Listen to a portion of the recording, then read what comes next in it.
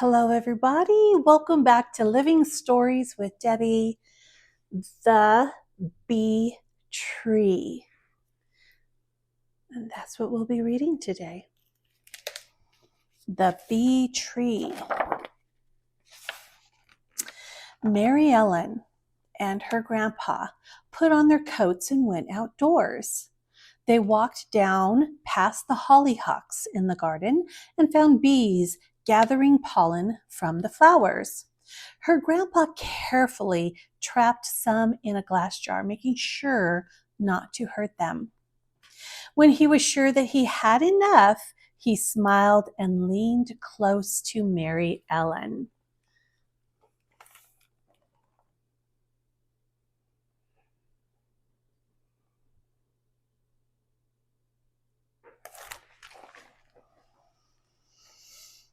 They'll take the pollen back to the hive to make it into honey, and we'll be right behind them. Then he slowly loosened the lid of the jar and let one single bee escape. It stayed on the mouth of the jar for a moment, then flew straight up, then buzzed towards the cornfield. "Quick, run!" Grandpa called out as he began to chase the bee. Just then, Mrs. Glovelock from down the creek way was walking baby Sylvester in her carriage.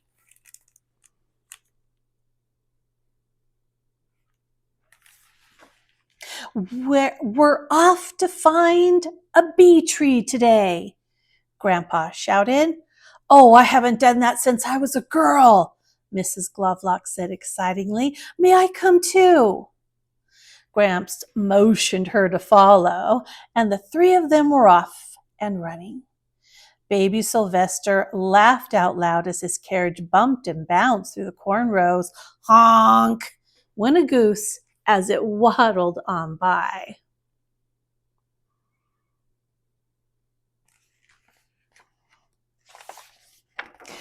Oh, whoops.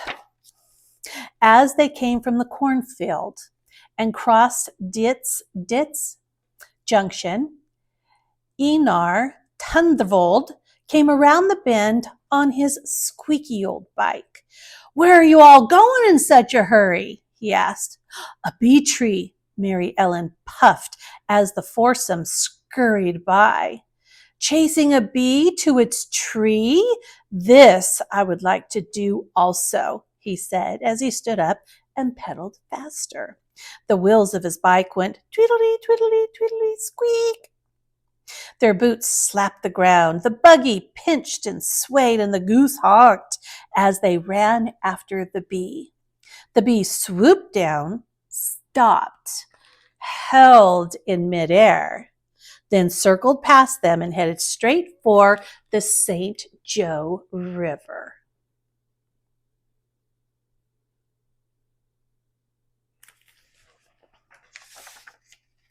All of London hang while strolling on the nearby shore with the charming Herman sisters, Petra and Dorma, looked up and noticed the commotion coming towards them. And here they are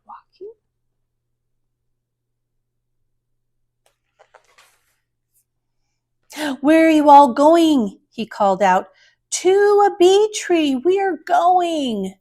Einar Thundervold puffed as he pedaled by. "Can we come too?" the two lovely ladies pleaded. "Fast, you'll have to run fast," Einar said. "Oh, we don't care, let's go." And the three shouted as they raced after him. Slap, bump, honk, tweedle, tweedle, squeak, thump. They all went as they sped down the row after that bee. Let me see if we can see the bee anywhere. Oh, yep. If we get really close, we can see the bee flying. So there it is. They're right behind it. Klondike! Bertha Fitchworth, just back from an expedition in the Yukon, had car trouble next to the road. She looked up just in time to see everybody running by. "You say you're after a bee tree?" she shrieked. "Zounds! That wouldn't be easy, but Eureka! What an adventure! And she sprinted along behind them. And the bee dipped and soared as it made its way out of sight. Can we see the bee? I'm going to get a little closer. Maybe we can see the bee and where it's going. There it is, up at the corner.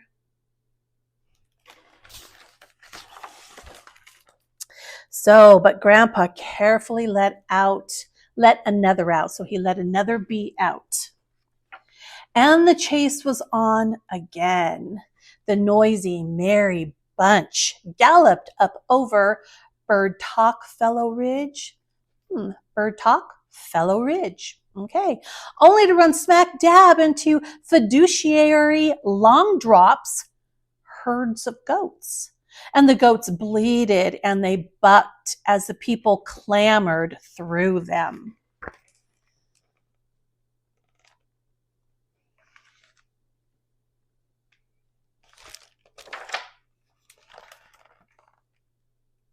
There we go.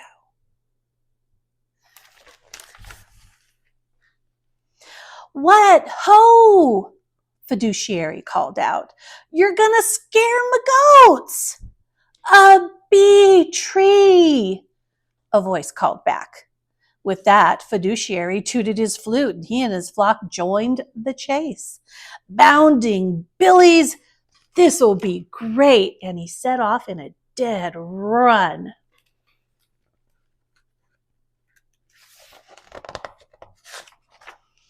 Three traveling musicians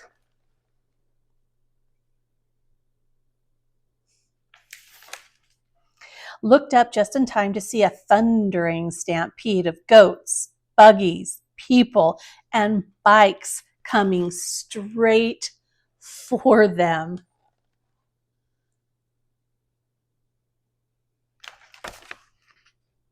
What are you all running, Pa?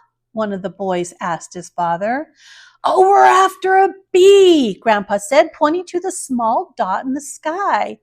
It's leading us to a bee tree. Mary Ellen wailed as she shrieked by them. Come along, Klondike! Bertha chortled as she huffed by. And can you still see the bee? Yeah, it's right up there. Oh, look at the little baby having a great old time. The goats, how cute. Slap, bump, bleat, honk, tweedle, tweedle, squeak, frump. They went as they ran, hoofs clattered, rows of corn were parted. Nothing really mattered but chasing that bee. They ran through Grainier's Bluff and into Bishop's Meadow, around Dead Man's Tree, and then to Bird Talk Hollow.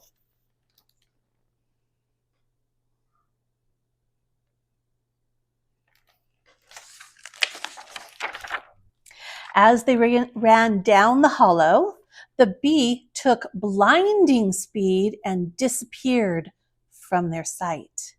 They all stopped to catch their breath just in front of Dunk's Woods. Grandpa handed the jar with the blast bee in it to Mary Ellen, and she let it out. And sure enough, it flew straight and low into Dunk's Woods.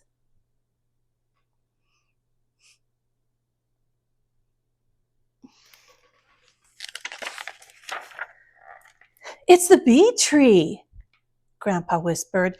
That's where the honey will be, and we'll have plenty of smoke. Oh, it says, but we'll need plenty of smoke. That's an interesting thing. A bee tree, but they'll need plenty of smoke? What does that mean?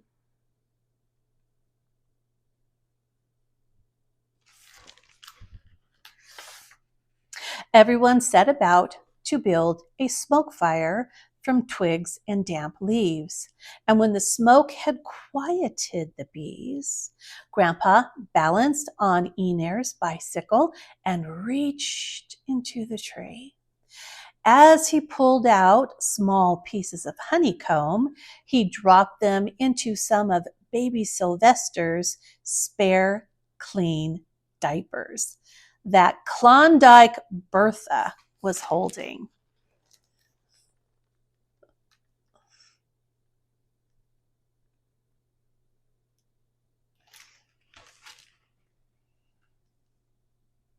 Mary Ellen tied them into neat little bundles, and Mrs. Lunghagen put them in the baby carriage. The musicians played merrily as the Herman sisters danced.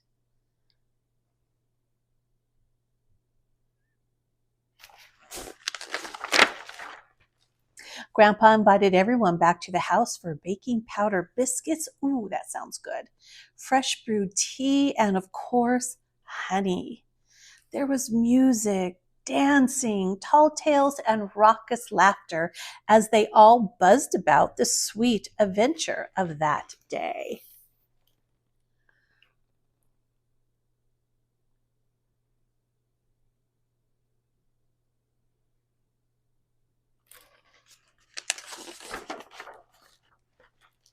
Grandpa took Mary Ellen inside, away from the crowd. Now, child, I am going to show you what my father showed me and his father before him, he said quietly.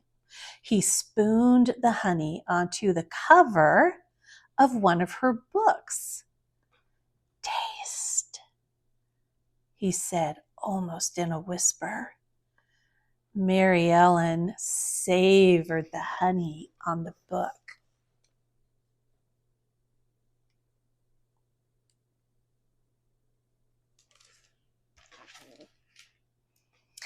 There is such sweetness inside that book, too, he said thoughtfully. Such things as adventure, knowledge, wisdom. But these things do not come easily. You have to pursue them. Just like we ran after the bees to find their tree, you must also chase knowledge. You need to chase these things through the pages of a book. Then he smiled and hugged her. Look at that picture. Right down there.